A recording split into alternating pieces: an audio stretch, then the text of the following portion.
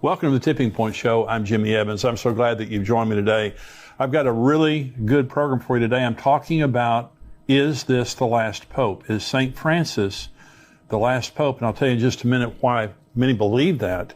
And I believe it certainly could be true, but I'm going to talk about that in just a minute. Remember, our conference is coming up September the 17th here in Dallas-Fort Worth at Fellowship Church, Grapevine, Texas, 5 minutes from DFW Airport. We would love to have you come. It's going to be from 9 in the morning until 5:30 in the afternoon. It's going to be myself, along with Rabbi Jonathan Kahn, Greg Laurie, Dr. Mark Hitchcock, Billy Crone, and Pastor Ed Young. He's going to be their great speaker. He's the pastor of the church.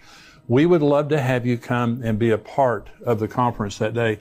It's a week before Rosh Hashanah. Now, I believe the Feast of Trumpets, and I believe that some year the rapture will occur during the Feast of Trumpets. It's the fifth feast. The first four feasts have been literally fulfilled. This is the fifth feast. I believe the fulfillment of that is going to be the rapture. It's a 2-day feast. So if I told you that Jesus was going to come for the church during the Feast of Trumpets, you still don't know the day or the hour. In fact, one of the things that the Jews call the Feast of Trumpets is the day that no one knows. So this is a week before the Feast of Trumpets, and the purpose of it is to encourage us and to educate us about what's going on in the world and to prepare our hearts for the return of Jesus. Now, it may not be this year. I'm hoping it's this year with all the things that are going on. We would love to have you be a part of the conference. It's $99 for the conference to physically attend, $49 for the live stream. And the live stream is good for 30 days. If you can't watch it that day, you've got 30 days to watch it, and you get a 20% discount. For all of our YouTube viewers, we're giving you guys a 20% discount. So if you'll just go on conference.endtimes.com, the information is there on your screen, and just enter into the promo code there, endtimes20, you'll get a 20% discount. And so we'd love to see you there. It's going to be a fantastic conference, and I can't wait for that time. I'm waiting for Jesus to return. And so you say, Jimmy, you're an escapist. I really am. Jesus said, pray that you may be counted worthy to escape all these things and to stand before the Son of Man. We're going to occupy until Jesus comes, but I'm praying that Jesus comes very soon. And with all the signs of the times that are happening, and I'm talking about on the program today, I really do believe that Jesus is coming very soon. So we would love to see you at the conference on September 17th right here in Dallas-Fort Worth area. And on the website there, when you go to conference.endtimes.com, we have hotel information, airline information, all that kind of stuff is right there on the site. Now, I want to talk in this message about the final pope. And you say, well, why do we believe that Francis could be the final pope? Well, here's a book by my friend Tom Horn and also Chris Putnam. Chris has gone to be with the Lord, but Tom is my friend. And this book is called Petrus Romanus, which means Peter the Roman. And the subtitle is The Final Pope is Here. Now, this is a very thick book, very well written, very well documented. And Dr. Tom Horn believes that this is the final pope. And I'll tell you in just a minute what the Lord showed him about the final pope. So this book, Petrus Romanus, it goes back to a prophecy of the popes, which is a short, 112 short cryptic phrases in Latin, which purport to predict all of the future Roman Catholic popes, beginning with Pope Celestine II. Now, the prophecies were first published by Benedictine monk Arnold Wyon in 1595.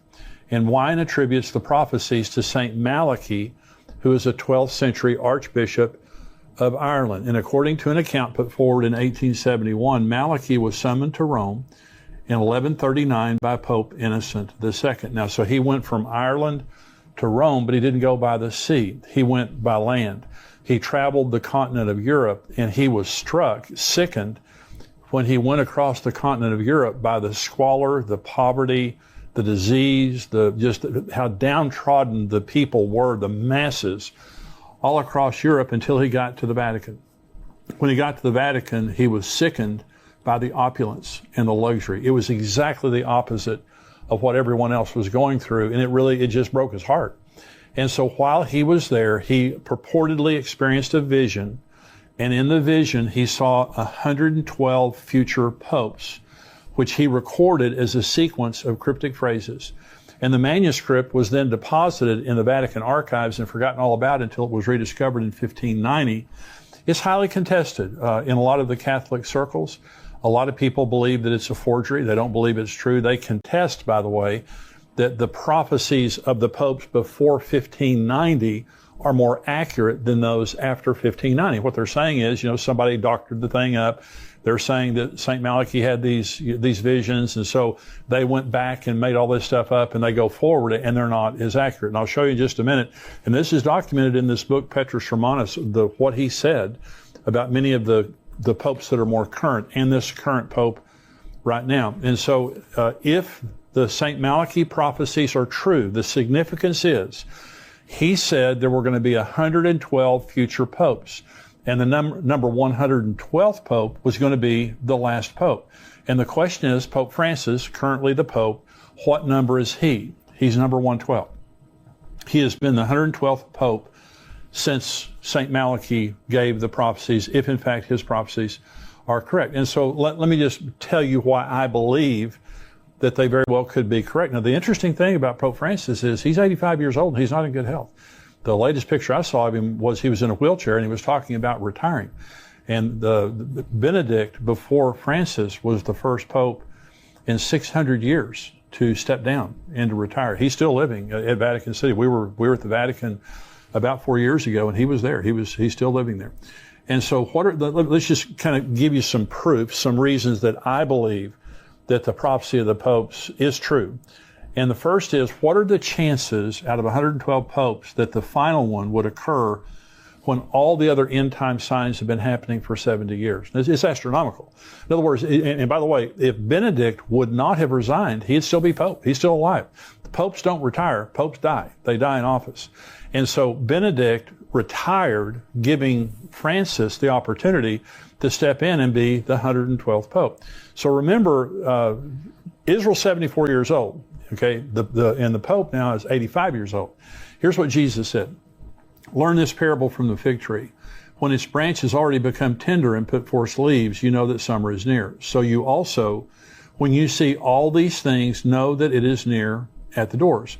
Assuredly, I say to you, this generation will by no means pass away till all these things take place. Heaven and earth will pass away, but my words will by no means pass away. So one of the things that you may have heard me say before, but it's worth repeating, and that is every generation has had signs of the end times. Every generation has, since Jesus. They've had some crazy person you could think was the Antichrist. They've had earthquakes and famines and all those kinds of things like that. We're the only generation that has every sign. We have every sign of the end times, and we're the only generation with Israel. Okay, Israel was destroyed in AD 70. The Romans destroyed the city and the sanctuary, like Jesus said they would in Luke 21. They destroyed the city and the sanctuary, like Daniel said in Daniel chapter 9. And they were scattered to the four corners of the world. Okay, until 1948. Until the most important sign that we have that we're living in the end times is the reestablishment of Israel. But Jesus said the generation that sees these things will see all things fulfilled. What he was saying is the generation that sees the beginning will see the end.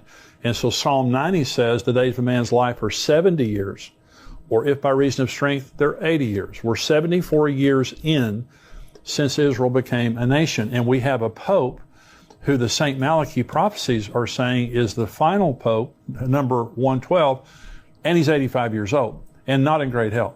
And so if the tribulation started today, and according to St. Malachi's prophecy, the final pope will lead the church, or lead his flock, the Catholics, through the tribulation. He will lead his flock through many tribulations. I'll read you the exact prophecy here in just a minute. And so if the tribulation began today, okay, he would be 92 years old when it ended.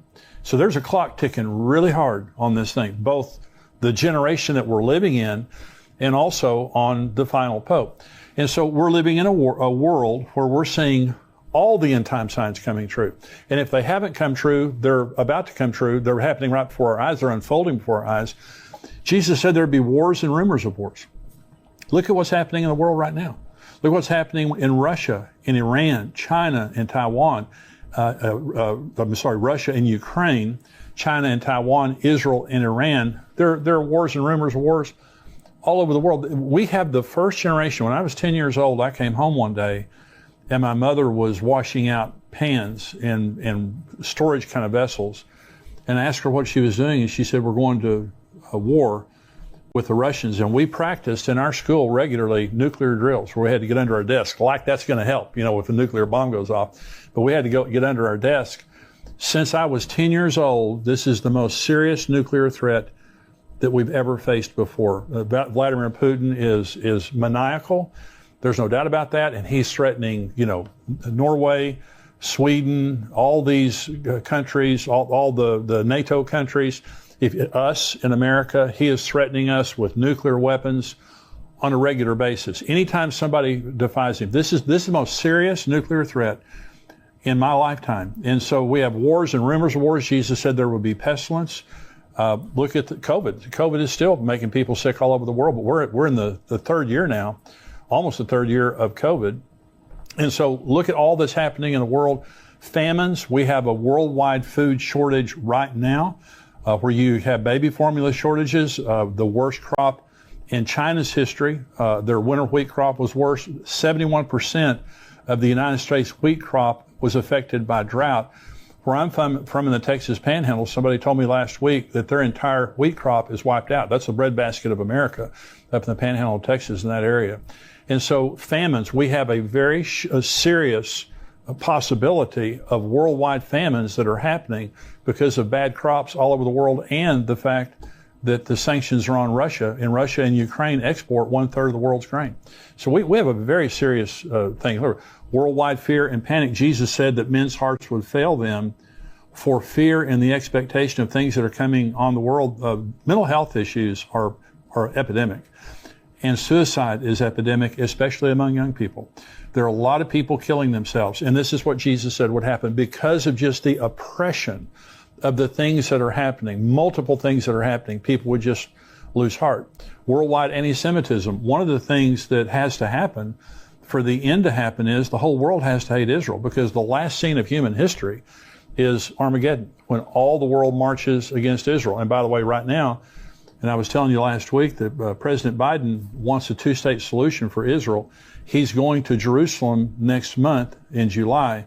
He'll be the first president ever to visit East Jerusalem. He will visit it without any Israelis with him. They are bypassing the Israelis and opening an embassy now, a consulate in East Jerusalem, formally recognizing East Jerusalem as the capital for the Palestinians, and going to pre-1967 boundaries. This is what they're pushing for, which means 200,000 people, 200,000 Jews lose their homes in East Jerusalem, 400,000 Jews lose their homes in Judea and Samaria, known as the West Bank. They also lose the Golan Heights. It's not going to happen. And so anti-Semitism is rising all over the world. In Israel, in the United Nations Human Rights Council, the only standing agenda item is Israel. Every single time the Human Rights Council of the United Nations meets, they talk about Israel. And by the way, America called their hand on that just recently, which is a good thing. And so imagine this tiny little nation in the Middle East, the only democracy in the Middle East. They're more like the United States than any other country in the world. This tiny little nation has the world's attention, and the world hates them. They have been censured by the United Nations more than any other country in the world. The cargo that had come in from Iran. And yesterday, Israel warned Syria that if they don't stop allowing the Iranians to fly weapons in there, they're going to start bombing his palaces. This is a big deal. And so I'm just saying, signs in the sun, moon, and stars, you go through all the things that are happening in the world right now. It's what Jesus said would happen. It's what the Bible said would happen in the end of time. And we just happen to have the 112th Pope in office right now. And so I'm saying that's one reason that I believe that it's true. Now, if he dies or if he retires, well, it's going to put that to bed real quick. If you have a 113th Pope, well, that does away with all the conjecture right there. But for right now, we have number 112 in office. This book, Petrus Romanus, they talk about in the book, they document all the things that different popes that St. Malachi said about different popes. Let me read you just one of these. This is Pope Benedict XV. And from 1914 to 1922, he was the Pope. And St. Malachi said of him, religion depopulated. Okay. So in other words, he didn't know his name, but he just described Pope Benedict as religion depopulated. Okay. Well, was that true? Well, he was the Pope during World War I, and during World War I, the Catholic Church was devastated as far as their members are concerned. But the Russian Orthodox Church lost 200 million members because of the Bolshevik Revolution, and some were killed and persecuted. So 200 million people left the Russian Orthodox Church because during the time of Pope Benedict XV, exactly what St. Malachy said would happen. And so Pope Benedict, by the way, the former Pope before Francis, his resignation was shocking because he was the first Pope in 600 years to resign. Of course, like I said before, he's still alive, but here's the interesting thing. Tom Horn saw in a vision, the Lord gave him a vision that Pope Benedict was going to resign in April of 2012. He said it publicly, that he was going to resign. Okay, well, it hadn't happened in 600 years, so it sounded kind of crazy. Well, so 2012 came and went, April 2012 came and went, and then the following year, in 2013, the Vatican announced that Pope Benedict was resigning. And then they gave an interview to the New York Times, and in the New York Times, they said he had actually resigned in April of 2012, and they were just now making it public. So why would the Lord show Tom Horn? He's my friend, and you can see this on YouTube. Why would the Lord show Tom Horn that the Pope Benedict was going to resign? It's because I believe it validates, again, what they wrote in the book. I believe that this is the 112th Pope, and I believe that, many things are, now let me say one thing.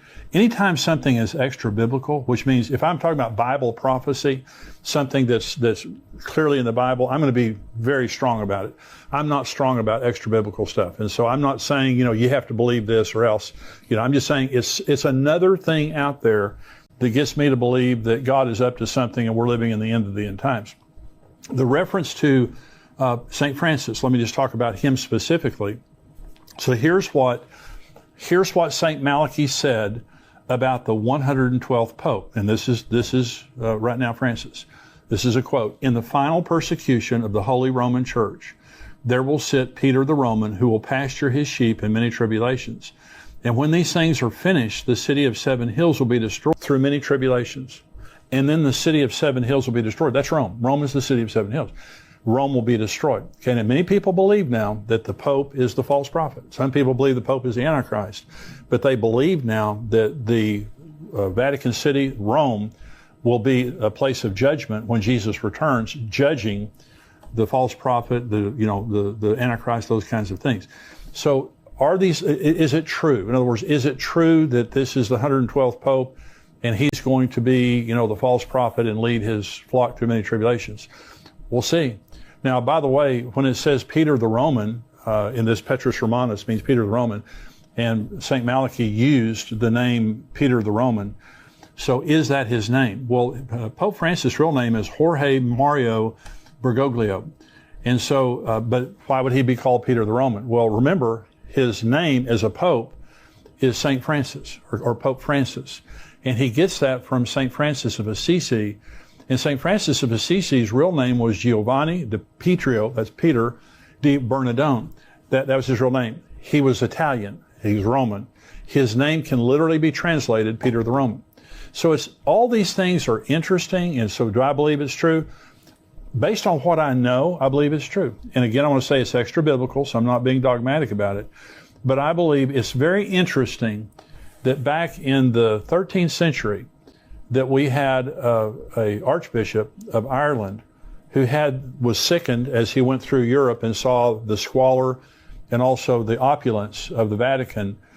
And if these things are true, the Lord gave him all of these pictures of 112 popes, and he sat and wrote it down with great accuracy in some cases, like I just showed you about the Pope during World War I.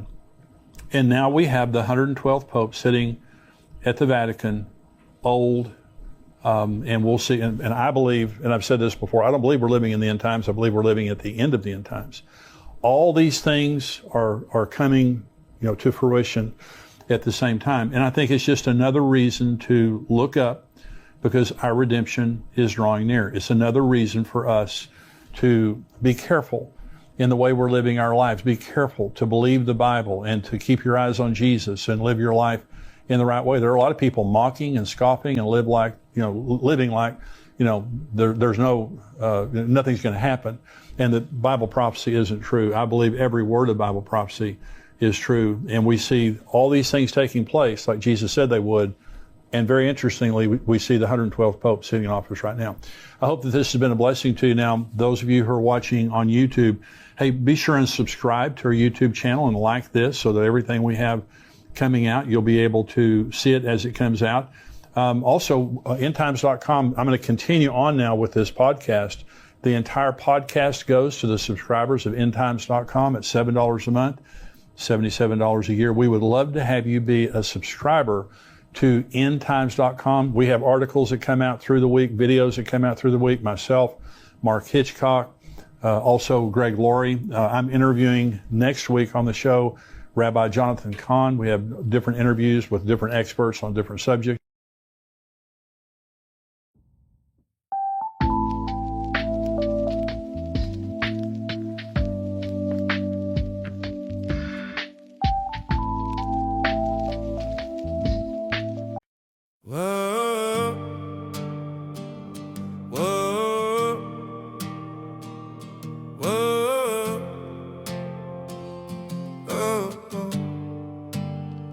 I was chasing distant skylines, running far from where you stood, thinking if I had it all then maybe life would feel like it should.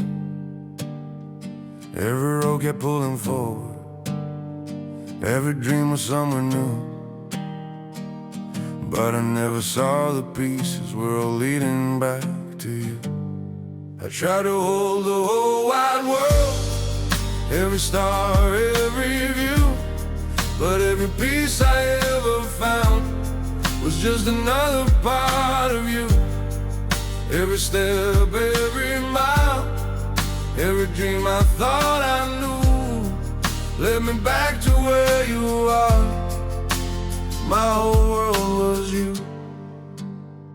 All the things I thought I needed started fading one by one, when I saw that all my reasons ended where we'd begun.